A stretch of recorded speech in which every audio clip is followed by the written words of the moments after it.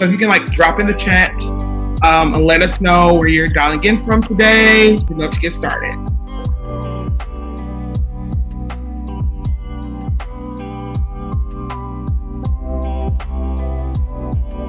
Stop sharing my screen for a second so we can all get involved here.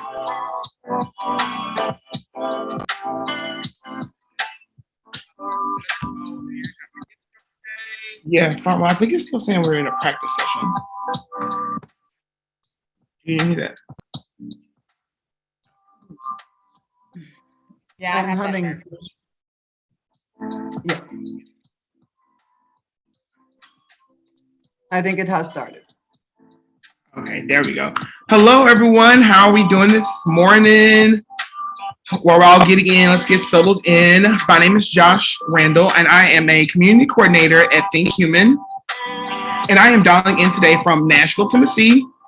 So if you can hop in the chat, let us know where you guys are calling in from while we all get settled in. I see everybody's populating. Let's see. Yeah, Atlanta, New York City, Gloria from San Diego, Jen from Chicago. Shout out to Chi-Town. All right. Ann Arbor, Michigan, Nashville as well. Hey, hello, Nashvilleian. Awesome. Well, while you guys get settled in, we are excited to have y'all here today, and we thank you for joining us for this conversation.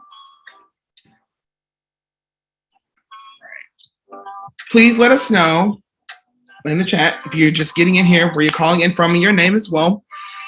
We are here to have a conversation about setting healthy boundaries and explore how to create spaces inside of our organizations that address stress caused by work-life integration gaps.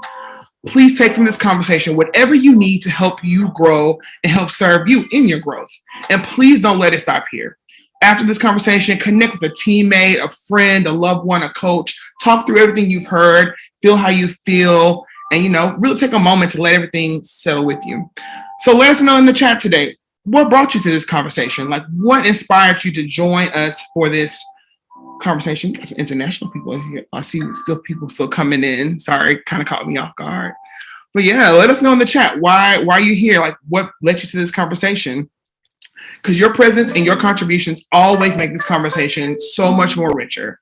So near burnout, we've all been there. More burned out. Yeah, I'm saying burned out. Having difficulties saying no to requests. People stepping on my toes. Very good one, Audrey. So yes, please guys, keep coming in the chat. Let us know why you're here. Like I said, this conversation gets richer and richer as you involve yourself. So don't hesitate to share, comment, ask questions. We'll be in the chat all day chatting with you guys. So this conversation wouldn't be happening if it was not for our commitment and work of our partners, our team, and leadership at ThinkHuman to have real conversations in the world. So I'm happy to introduce our partners and ThinkHuman. So towards the end of the webinar, we're going to have a poll that pops up to reach out to who partners you're interested in hearing from. So let me introduce our partners. Blueboard is the experiential rewards program for the world's most loved employers that make it easy for companies to give experiential employee rewards, incentives, and gifts from a one-of-a-kind to once-in-a-lifetime experience. Think skydiving, dining through the Michelin stars, learning to blow glass, or chasing the northern lights. They partner with hundreds of best places to work like Glassdoor, Shake Shack, GoPro, Segment, and more to help them celebrate their people in a more meaningful way. Learn more about Blueboard at blueboard.com. 15Five combines engagement, performance, and OKR solutions on one platform, enabling HR leaders to drive meaningful business impact and create highly engaged, high-performing organizations. Their easy-to-use software, education, coaching, and community provides HR leaders with the tools and holistic support needed to create better managers and thriving employees. Now I'll tell you about my company, ThinkHuman. ThinkHuman is a leadership development organization supporting HR leaders and L&D leaders, implementing community and experiential-based leadership programs that are built to support a culture of belonging. Our flagship programs, Leader Lab and Mini Lab, are designed to create mindset shifts and behavioral change over time. If you are interested in learning more, please reach out to our sales team. So before we get the conversation started, guys, we have a great, as you were saying, killing music. We have a great treat for you. I met this artist back in 2018, 2019. Danny and Drew, they are amazing. So let me tell you a little bit about them. Danny and Drew is a soulful duo based in Los Angeles. Their song, Tell Me How You Really Feel, debuted on Oprah's own TV network. Here to share a gift from their hearts, please welcome Danny W. and Drew. Thank you, Josh.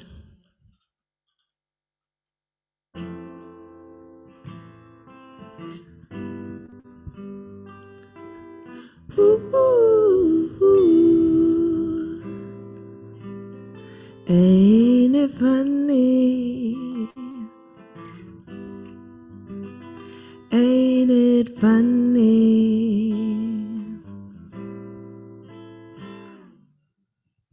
Ain't it funny how casually we greet somebody, then keep running without looking back?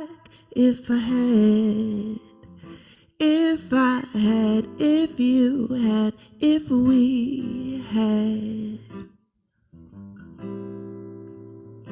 If I had a million, had a billion, had a trillion dollars,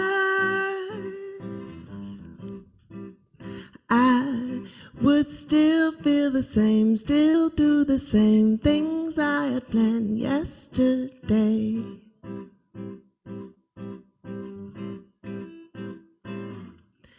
Tell me how you really feel,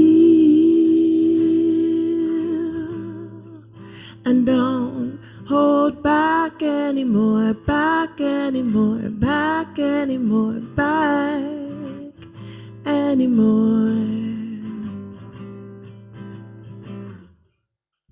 Well, pardon the irony, been talking in my sleep, kicking off all the white linen sheets, peeling back the layers, the layers, the layers of me.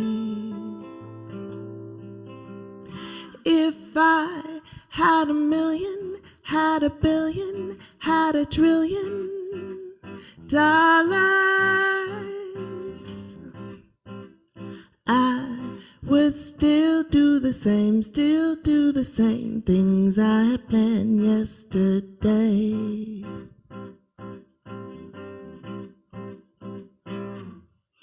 Tell me how you really feel, and don't hold back anymore, back anymore, back anymore, back anymore. Well, happy or sad, lonely or mad, you're all that matters to me. All in your lips, sealed with a kiss. We've always been rich.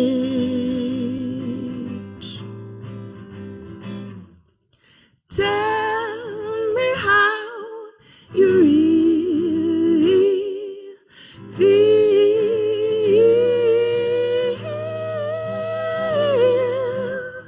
Don't you hold back, don't you hold back, don't you hold back.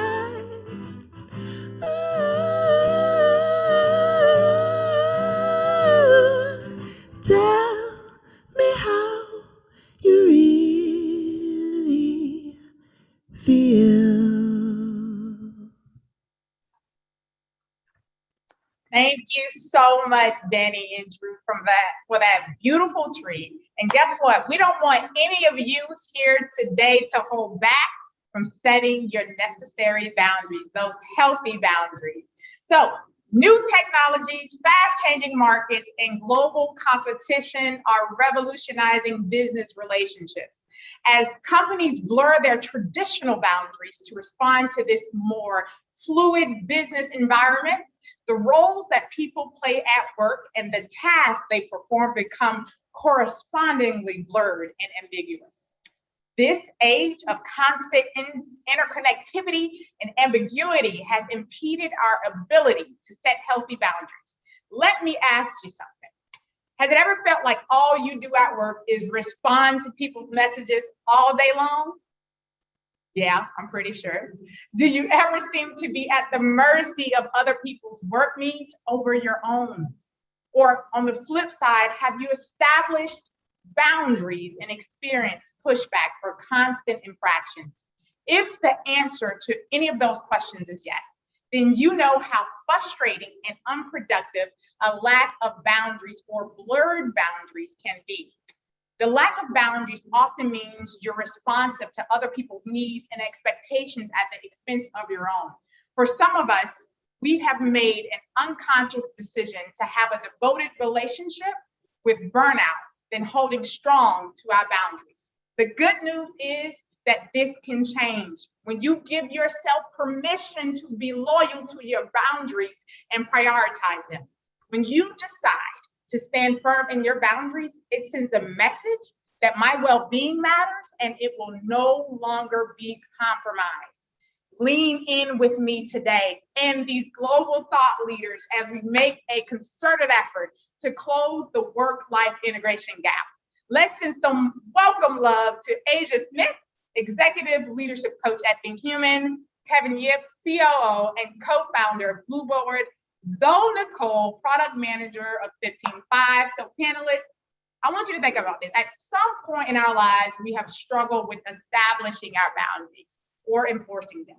So please share what those struggles were and whether or not they were work-life related or interpersonal, starting with Zoe. Hi, everyone. Thanks, Akimia. Now, this has been like such an important conversation and part of my own journey throughout my life. I grew up in a house where boundaries were not the norm. They weren't really respected. So it was a really long time to figure out what boundaries were. How did I set them? Was I worthy of setting them? What was the relationship between boundaries and shame messages I would tell myself? Because I grew up believing that every time I tried to set a boundary around my own safety or anything like that, it was kind of believed that I was being too much, or I wasn't being flexible enough, or I didn't deserve to have boundaries. My boundaries didn't matter, all of those things. And so throughout my life, being able to figure out how do I feel okay and feel psychologically safe enough to set boundaries, and how that has really changed throughout my career, my professional trajectory.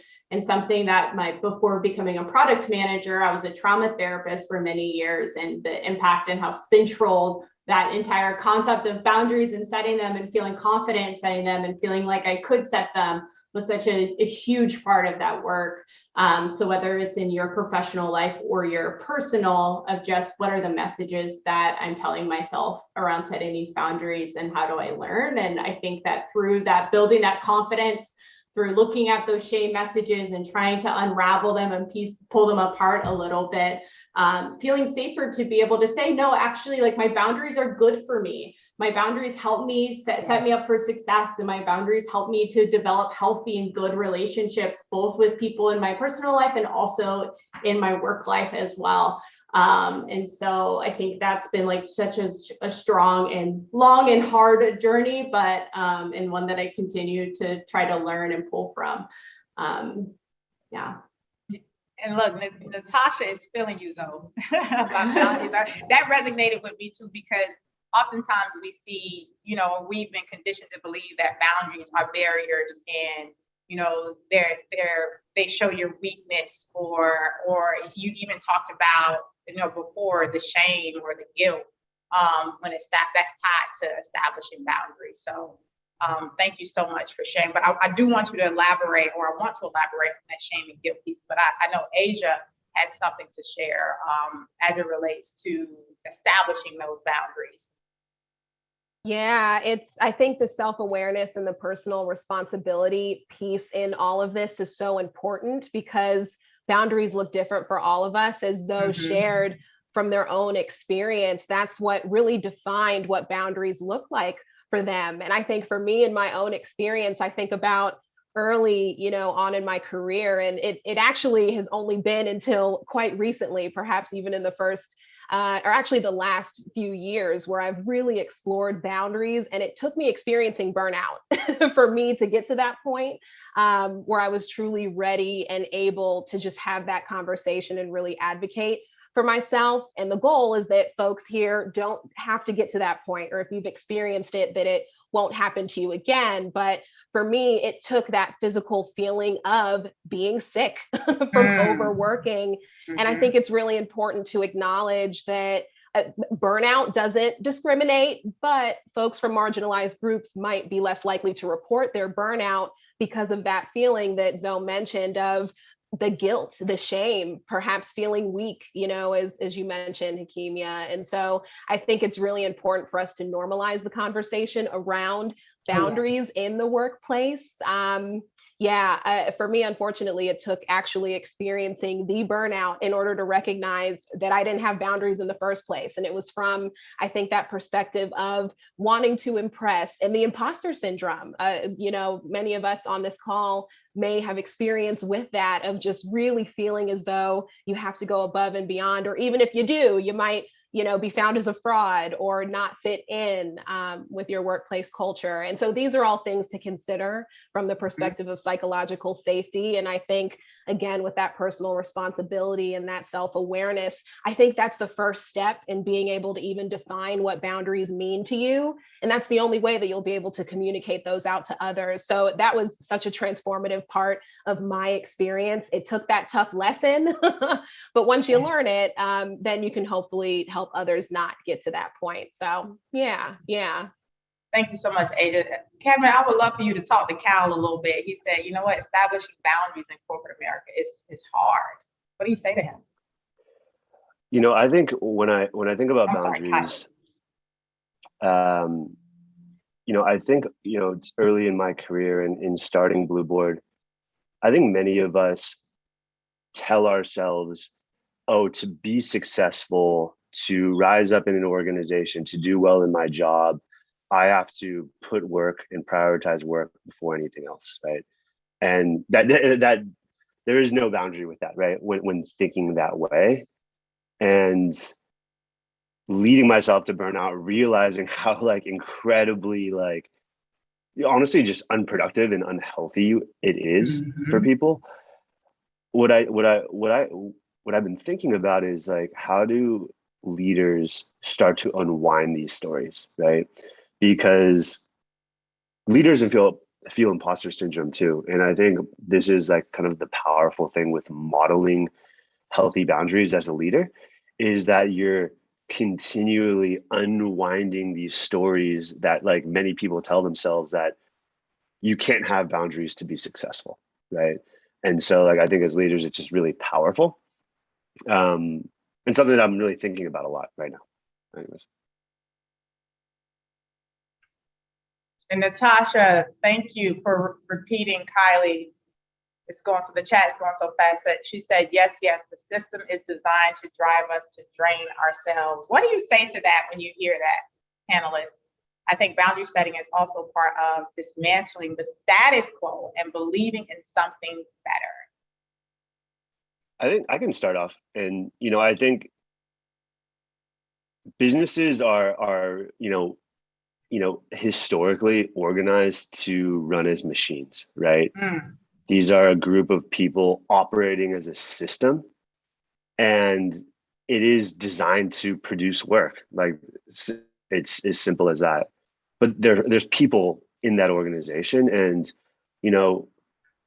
after and I think there's a whole lot of work around mindfulness and self-awareness and setting boundaries.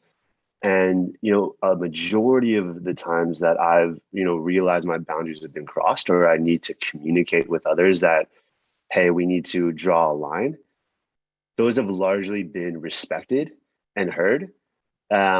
Because I think when you're working, it's hard to just to know what others are going through, right? And so actively communicating how you're feeling, your boundaries, why you're setting them, why they're important to you, why they're important to your work, is almost a necessity to make sure that this system, doesn't drain you out, right? Because I think what is unfortunate is that the way companies are like kind of organized right now is that if you don't set your boundaries and if you don't manage the system and manage others, like your boundaries are going to be crossed and you're going to be, drained of your energy.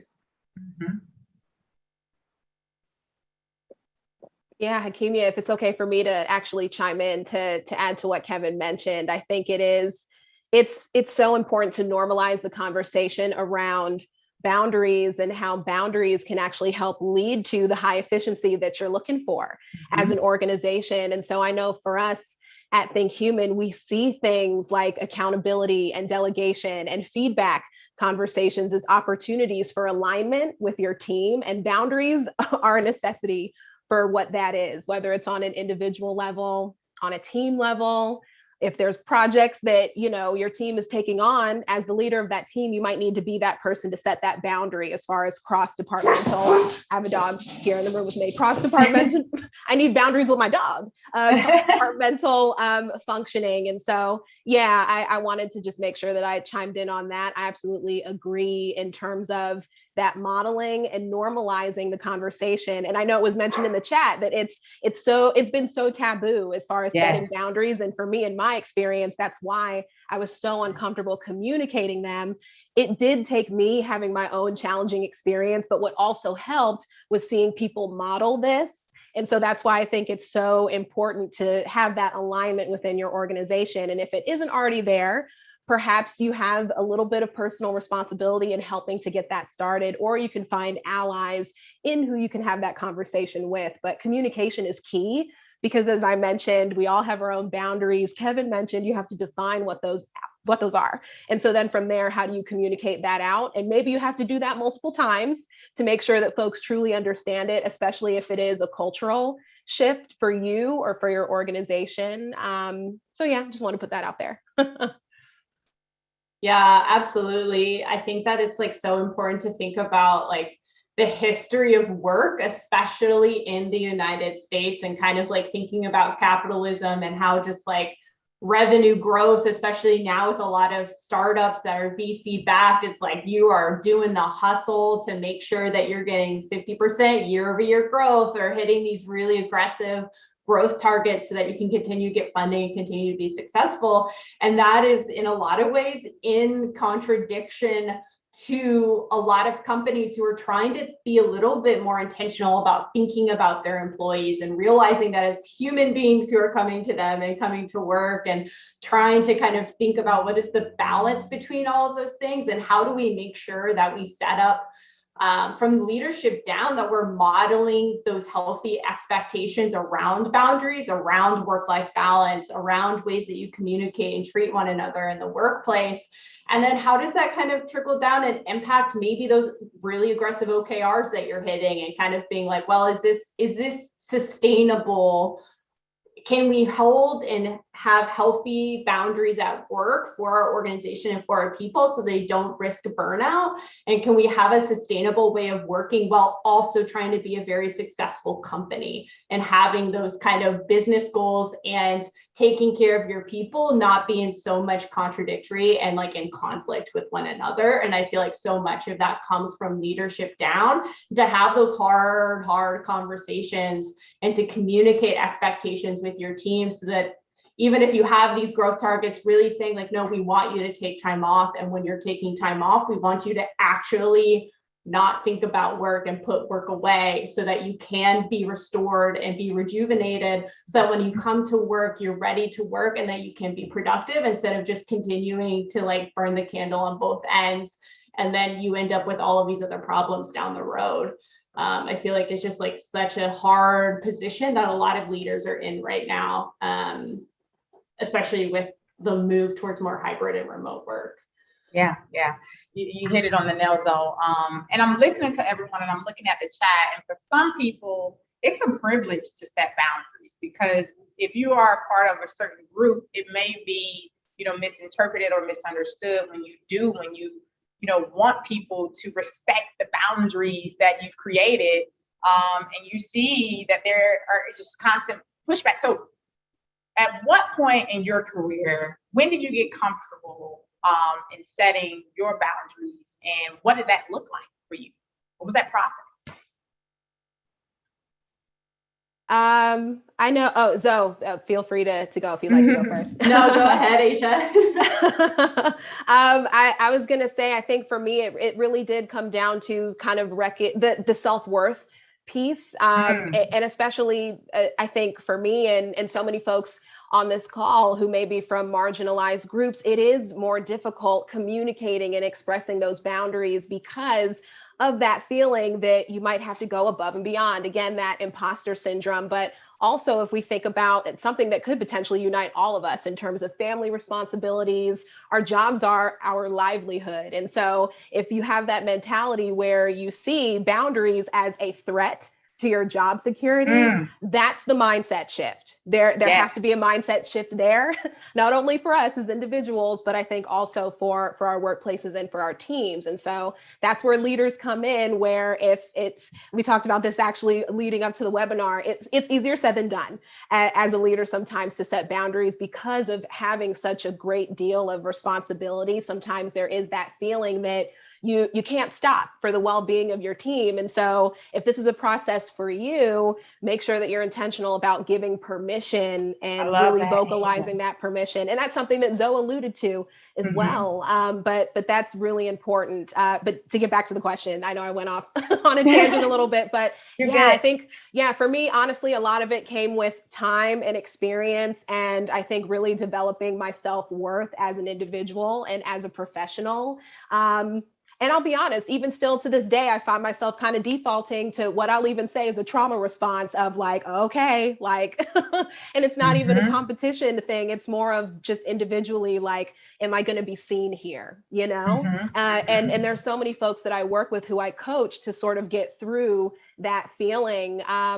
And so, I know a lot of what I've mentioned has to do with kind of the individual work, but that's because I do feel it starts there. And then once you are able to get, sort of a handle on that and really learning about yourself, it helps make these conversations a lot easier, makes it a lot easier to articulate what your boundaries are. And if you're in an environment where you're getting a lot of pushback, I think it also helps you feel more empowered, not only to advocate for yourself, but also to decide for yourself and your boundaries. Is this an environment that serves me as much as I serve it? Right. And that's an important question that you might want to ask yourself. Yeah. Right. I know we talked about, if I'm spending more time trying to force somebody to respect my boundaries, then I need to assess whether or not this is the environment that I want to remain in. And sometimes we don't want to make that sacrifice. Sometimes we don't want to put in that work, right? To move in that direction. But Zoe, I know you wanted to jump in. Kevin. Yeah, absolutely. I feel like that a huge learning curve for me was actually being a therapist. So much of your training is around boundaries and around ethics and around all of these other things. And part of it is due to burnout. Part of it is for the safety of your clients. A huge part of it is also for your own personal safety and sustainability of doing that work. And so I feel like that was like such a learning curve of being like, okay, there's a reason why I set appointment times this way. There's a reason why HIPAA exists. There's a reason why all of these boundaries and barriers and guardrails exist in this environment. And there's no reason why these shouldn't also exist in other workplaces and other professionals. They obviously look different. Not every workplace needs to have HIPAA or anything like that, but there's just like, that was like such a strong learning. And the ability to just be in different work environments where I'm seeing those boundaries and those hard conversations and alignment and renegotiating boundaries and building kind of constant consent around those boundaries and expectations, especially as a trans person in corporate America. It's just like so important for me to understand. And I'm kind of constantly looking like, is this a safe person for me to set a boundary and to reinforce a boundary with?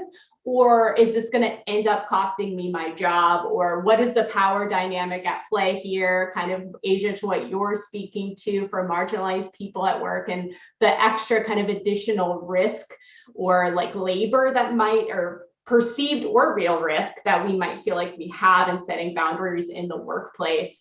But just kind of through these hard experiences of also like getting really tired of feeling anxious and getting really tired of feeling unsafe in certain situations because I wasn't actually communicating what my boundaries were. And I wasn't actually telling people, hey, here's how I would love for you to interact with me. Here's how I would love for you to communicate with me or what I need from you. I work in a very cross-functional role. So oftentimes my Slack is like getting a little crazy and people have questions for me or all these other things. And I'm like, okay, here's what I need from you so that I can help you and so that we're set up for success.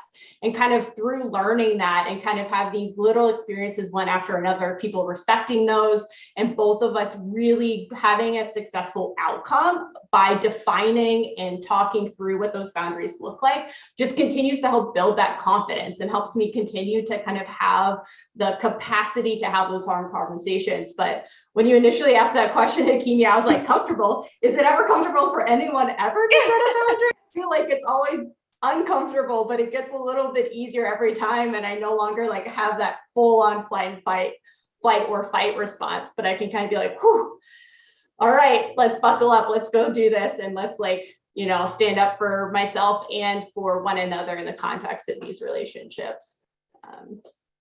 Zoe, I had a question, you know, when you're working cross-functionally, are you, you know, in doing so and in that process, are you, obviously you're setting the goals for that work, but are you also setting the boundaries at the same time?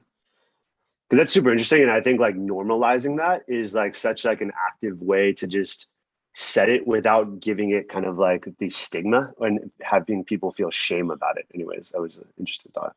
Yeah, absolutely. I feel like, so oftentimes, whether it's like working with my engineering team and we're talking about what's the next feature we're going to build, what's the work we're going to do, but I also I support our customer success teams, our sales teams, a lot of the other teams across our organization will ask questions, will want me to join demos, will want me to kind of collaborate with them on certain things to make sure, you know, what we're building is meeting their customer needs and all that kind of stuff. And I love that's like a huge, like fulfilling part of my role as a product manager, but it takes a lot of time and a lot of hours and a lot of effort to constantly be pulled into these additional meetings and these calls. And they tend to not have a lot of notice, right?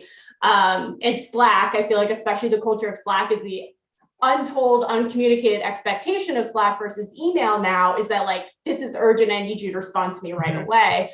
And so for me to kind of, when I get some of these requests to say, okay, I'm happy to help you, here's what I need from you in order to be able to commit to this. If it's me joining a demo, I need to know the context of this customer, what's their background, what's their underlying need, what is the outcome of my participation in this work with you, so that we can align really, really clearly on what does success look like, and do I have capacity to commit to that, or do we need to negotiate what my participation looks like? And I feel like that since I've been able to do that, even just communicating like my way of understanding and learning of like, hey, I really need this written down. That's going to help me remember specifically this use case or what this customer, what this conversation is that you're asking me to participate in and devote some of my time to, has been received really, really well. And I feel like ultimately it's helped me, one, create a really great working relationship with these other kind of parts of our business, and two, has helped us be like very successful and sustainable in how we do that and how my time gets managed and used. Does that answer your question? Yeah, no, that was great. Thank you. So Jessica asked the question. She really wants to hear more tips because she said, I know it in my head. I know it sounds good, right? We know that we're supposed to set boundaries, but actually feeling like I deserve it. That's huge. Feeling like that I deserve it and executing it is a different story. So what do you say?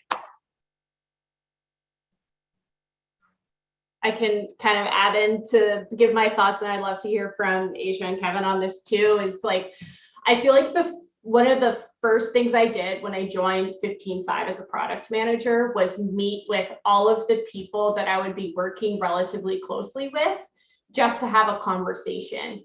we tend to, part of our 15-5 product and kind of our culture internally as well is by doing these conversations called best self kickoffs. And it kind of, there's a formal way of doing it between an employee and a manager at the beginning of that relationship, asking questions of personal questions like, what do you like to do outside of work? What brings you joy? Some of these other questions, how do you like to communicate? How do you like to receive feedback? Just kind of like setting and understanding from the beginning of that relationship, like what motivates you in work, what feels fulfilling to you, what's the best way for me to communicate with you? What are some kind of, you're not directly talking about boundaries, but in a lot of ways you are talking about boundaries, and you're kind of at least outlining expectations of like, how is our working relationship going to be successful? So I feel like one of the best tips that I can give is really starting working relationships by having that conversation. It doesn't have to be super formal. It doesn't have to be super detailed, but at least understanding like what are some of your boundaries and some of the ways that we can make sure that our working relationship is going to be set up for success from the beginning, and having that there.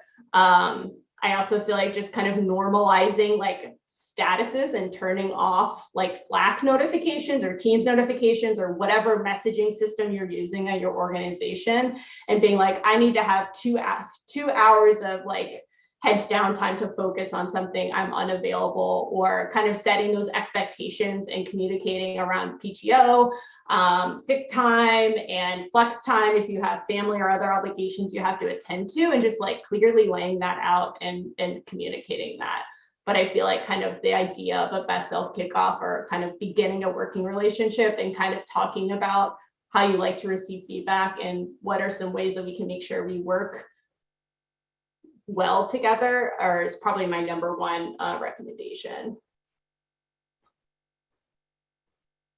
Yeah, I'll just add on to that. I agree with everything that Zoe said, and even just to bring back up the feedback conversations, expectations, delegating, accountability. There are so many, I think, opportunities for us in our everyday functions, in our roles, to have conversations around boundaries where we don't even call them boundaries. And so I think that's actually a really great tip. You might not even need to use the word boundaries if that's the barrier there, because it really does come down to personal and professional expectations, which everyone has a right to have those conversations with their supervisor or with colleagues on their team. And so kind of, again, I'll bring back the mindset shift. I think kind of the foundational work around normalizing this, a lot of that is with that mindset shift of recognizing that for ourselves, boundaries don't have to be a dangerous thing. I think also, in addition to those tips that were given of having these different conversations to help normalize this on your team, you can help enforce it by, for example, something that I do, I block out on my calendar when I'm not available. So there's no opportunity for anyone to schedule time with me when I have a boundary. And so there are other technical things as well that you might be able to think of that you can implement, where once you've had that conversation, it helps to I don't even want to say enforce it, because it shouldn't be something where it feels that way. It's normal. It's part of our human experience, and we all have a right to know what each other's boundaries are. But that's also something very simple. Like, if that's helpful for anyone, just little things like that you might be able to think of, where even beyond the conversation, how can you use the tools really that you have within your means to further set up structure around your boundaries in the way that feels the best and most authentic to you, and continue to have those conversations. Because something else that came up is that boundaries can be redefined. And so it's important that as that happens, that you are in alignment with your direct reports, if you have them, with your manager. It's all about maintaining that clarity, so that what we're even saying are boundaries, they don't even need to be seen as boundaries anymore. It's just a normal way of how we all work with one another, so that we have the human connection and high efficiency that we're all looking for. So yeah. So I think you termed it sustainable way of working. I love that term. It takes away whatever fear that's tied to setting boundaries, establishing a sustainable way of working. A lot of this and what we're talking about isn't rocket science. It's about taking that ownership, right? It is my responsibility to ensure that the people around me respect my boundaries. I mean, shame on us if we expect our leaders to remember everyone's boundary on the team. I mean, they have competing priorities, right? So it is our responsibility. And so Zoe, you talked about this, and I like how you broke it down. You said there's an effort, there's a cost, and there's a commitment to establishing boundaries. Elaborate on that a little bit. Yeah, absolutely. I feel like that mostly because it kind of connects back to those messages that you tell yourself around boundaries, right? Like it's especially if your boundaries are getting pushed on or challenged in some way, whether you've already communicated them or not, there's still that kind of visceral nervous system reaction to, oh, this person, like I have a boundary and this person is pushing up against it. How do I deal with this? Do I want to let it go? Do I want to like address it and have a clearing conversation about it and realignment and clarity that's brought to this boundary? Because it's vulnerable to say, I have a boundary. Whether you've already shared that boundary or not, but to say, hey, like I have a need here. Because that's essentially what we're saying when we're creating boundaries and we're talking about expectations and how we want to be addressed and how we want to be related to, whether in our personal lives or our work lives, is to say, I have a need. Yes. Can you fill this? Can you meet this need for me? And that is like such a vulnerable statement and such a vulnerable conversation that it comes at this cost, because then it brings in psychological safety and like, okay, do I think this person is going to actually meet me here? Or do I think this person is going to dismiss my need? Is this person going to just completely like run over my boundary, especially once I've clarified and spoken to it and said, hey, actually, this is a boundary that I have. Can you respect it? And they've chosen to not respect it. So how do I, then that asks a different question of, okay, this person is disrespecting me and not respecting the boundary that I've set. They're not going to meet my need. If this person is my boss, if this person is a leader in my organization, if this is the person I work really, really closely with, that impacts now my working life and my experience at work. So then I have these larger questions of like, okay, now what do I do with that information? How do I overcome this? Is there another way that I can maybe address this person to try to clarify or to try to resolve this now conflict that exists between two people at work? Do I need to bring HR into it? Do I need to find an ally or an accomplice to help with this conversation? And that's a lot of work, because now some of your own safety and like there's a bigger risk that's now at play by speaking that need, and to have that vulnerability to say, I have this need, will you meet it? Can you respect it? Can you see me show up here and to be part of this conversation? Or depending on how big the boundary is, how I'm responding to it, I might just decide, that really wasn't that like strong of a boundary. Or at least like it's the impact of that boundary being crossed or pushed up against is not causing me a significant amount of like emotional turmoil or anxiety or sense of lack of safety or anything like that. So maybe I'll just let it go and we'll just like keep focusing on what we're trying to work on and what we're trying to accomplish. And it's something, maybe a conversation I want to have down the road. Maybe it's like, I'm going to take note of this and maybe I'll bring this up if it continues or something similar, or maybe I can just kind of quickly reiterate my boundary in a different conversation, or bring up my boundary if I hadn't already communicated it in a different conversation down the road, because it can totally like change the trajectory of the conversation you're trying to do or the work that you're trying to do in that moment. So there's just kind of so much, I feel like, that your brain just is like kind of going through this list of what are the pros and cons of bringing this up now, and how do I bring it up so that it makes sense and that I am not just, spinning my wheels or something like that. So thank you so much, Zoe. And Grace says, yes, timing is important. Go ahead, Kevin. I see you came off mute. You wanted to add something? Yeah, no, I think, one of the things that I've found helpful, and by no means an expert at setting boundaries, is that sometimes it's so easy to, if it's a small boundary, to just kind of wave it off. Mm-hmm. But that precedent and that habit continues to unfold when bigger boundaries are crossed. And, something as simple, Asia, I think you mentioned calendar blocking, and this is kind of like this used to really annoy me. is like when I've set a calendar block, right? Everyone has this happen, right? I'm going to get 2 hours of solid, like heads down work done. I absolutely need it. Boom, there's a meeting thrown on, no notification. You're like, what the hell, right? And then like, I think like it is simple as like a calendar block. Like, let's say like that meeting's really important and you do decide that you need to take it. I think it's also really important just to build the muscle of like communicating like, hey, like, I would love notice on this. I know I'm going to attend this meeting. It's super important. You know, I was really like, you know, needing that 2-hour block to get important work done. Right. And so I think like kind of even on small like boundaries, like I think it's important to, even if you kind of give in, to communicate that it was a boundary so that like it doesn't feel as much of like a hurdle when big boundaries are crossed. Right. Anyways. Yeah. You also talked about looking at boundaries at an organization level. Share a little bit about that, Kevin.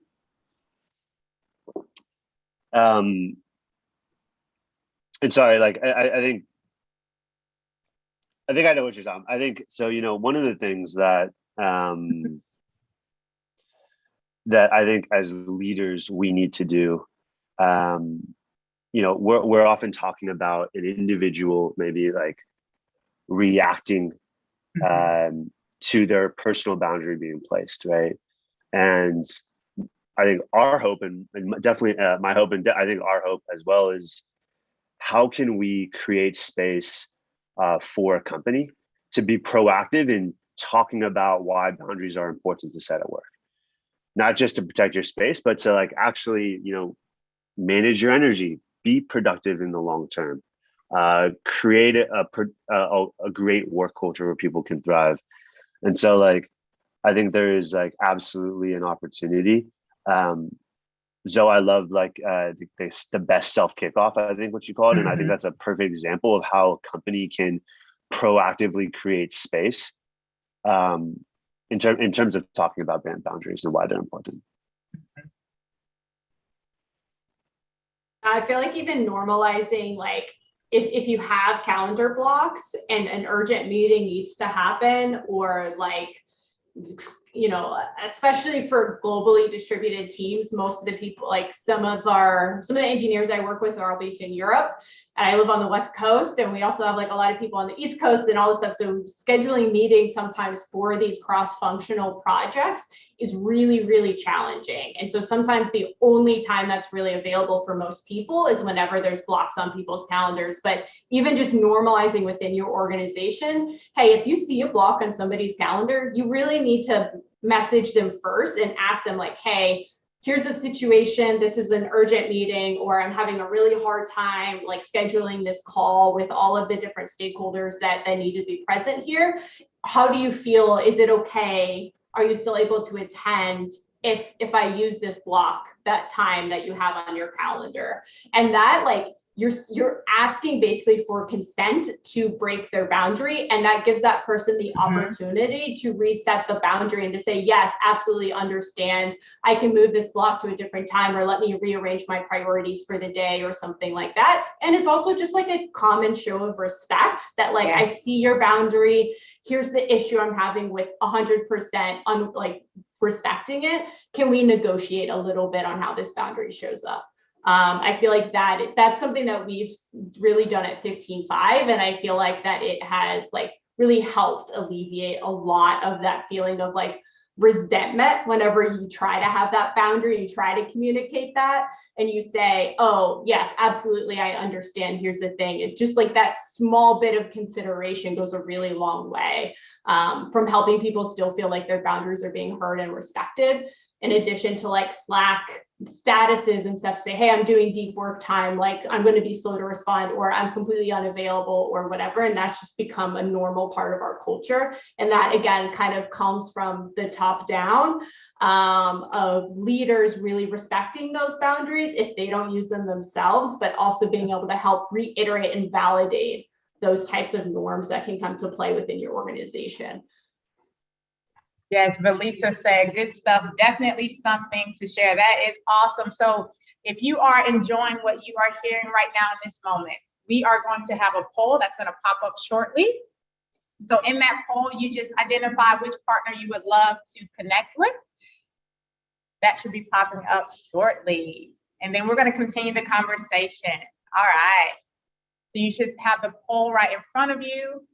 Identify which organization you would like to connect with for future webinar or post-webinar conversations. And so with that, as we near, the close, Zoe, when you were talking, I heard boundary setting. Yes, it's for me, but it's also a collective effort. There is a web of impact. So the boundaries that I set impact myself as well as the team and the organization. So what would be some of those, key takeaways that you would advise people here? I see a lot of HR managers are still saying it is hard. It is hard because we put people's needs before our own. What's that first step to put their need first? I think it goes back to like classic airplane safety of like, you got to put your own oxygen mask on first before you put it on the kiddos and other people around you. And just like, HR leaders, I feel for you, because as a therapist, like I'm a people person. Like I feel like I exist on the world to help other people thrive, and I feel your pain, but like you've got to put your own mask on first. And it's also about modeling those things for other people, of saying like, hey, here's how I like to be treated at work, and here's how I can help you. And you're like, it's almost more important for you to put your boundaries first, because you're like such a huge part of that modeling for other people in your organization. So I know it's hard, I know it's tough, but like you've got to take care of you. You've got to set those good boundaries, and you've also got to rally and get the support of your leadership team, so that they know that your boundaries are really important as well, so that you can create this environment and this culture of health and work-life balance and safety and boundaries and all of these other things. So that's probably what I would like try to bring home as much as possible is put your oxygen mask on first. It's vital, it's important. Otherwise, like your company's no good if you're burnt out or you're sick or you have to go out for emergency medical leave because you didn't take care of yourself. And help lean and support one another in that too. If you have other colleagues that you work closely with, how are you checking in with one another on your boundaries and making sure you're taking time off and making sure that we're building a sustainable way of working too. It's not just like we said, it's a whole ecosystem that you can be supporting and checking in with one another on. Yes. Amy says, no boundaries, no limits. It's like a disease that spreads. Wow. Asia, Kevin? Yeah, I just wanted to add in, I definitely understand the sentiments coming up about this being challenging, but Zoe's absolutely right as far as taking care of yourself. And folks have said it in the chat as well. You have to take care of yourself quite naturally, but then also for modeling that for other people, that's important. And a lot of what we actually focus on at ThinkHuman is helping to empower leaders to get into their stretch zone. And so that comfort zone right now might be sort of where you're feeling because of that level of risk. But if you assess the collective benefit of you getting into that stretch zone as an HR leader or as a leader in general, or as an individual advocating for your own boundaries, think about the potential positive impact for yourself, for your team, and for the entire organization. And so I just want to echo those sentiments where it understandably, it probably does feel uncomfortable because boundaries are so personal. And if our boundaries get rejected, it feels like someone's rejecting a part of us. And so again, it's about that being seen piece. So there is a risk there. Definitely want to acknowledge that. But the benefit is for you feeling more honored and for your team being healthier, that it's a risk that's worth it. And so just wanted to add that in there. Oh, you hit me when you said that whole boundary gets, rejected. Yeah. No, that got me thinking. Go on. For me, I think for individuals who are feeling like their boundaries are kind of being like challenged or crossed, set, I think an actionable small step is like I'm going to kind of repeat what I said earlier, was just like set a small boundary and protect it and communicate it. Right. I do believe that like momentum is created from like tiny steps, and from there, like building up, you'll have the momentum and energy to slowly start building up. So I think like create a small boundary, communicate it, and manage it, is for individuals. For like leaders and kind of, people who have the ability to kind of influence how like their organization operates, Asia, I think it's, I think you said this earlier, but it's like, people have always, when in thinking about goals and thinking about work, people always, they obsess over how to serve and further the business. Modern organizations, like most loved organizations, we need to figure out equal ways to like reciprocate that, support the people that serve the business, and normalizing and creating space for boundaries is such a part of that. It is personal, but it shouldn't feel personal. It should feel normal. It should feel how work happens. And I think we're moving that way. And this is almost just more of like a call to action. Let's continue to move that way. Let's continue to have these conversations. Leaders, let's continue to talk about our own personal boundaries and manage them openly, and give other people permission and license to do the same. Oh, on that note, look, he closes out so very well. We are giving you all permission to be change agents and setting boundaries for yourself, for your team, for your organization. Don't be afraid to go against these societal expectations that you have to, this assumption that we have to work our asses off to be great. Let's not believe that, and be bold or emboldened to create a new role so that we can establish healthy boundaries within our organization. So with that, we thank you so much for your time. We thank you so much for your valuable feedback in the chat. We thank you to all of the amazing experts that we have here on the panel. And please feel free to connect to all of these amazing partners that we have here. Blessings to all. Thanks, everyone.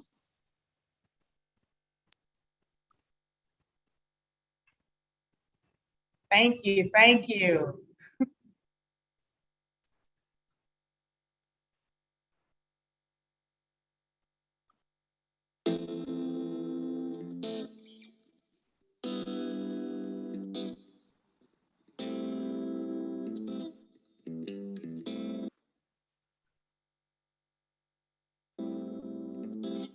Asia, you're asked to show the dog.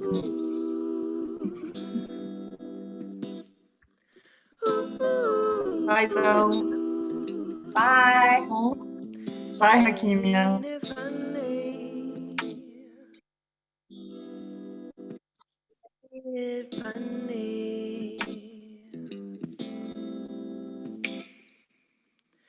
Ain't it funny how casually we greet some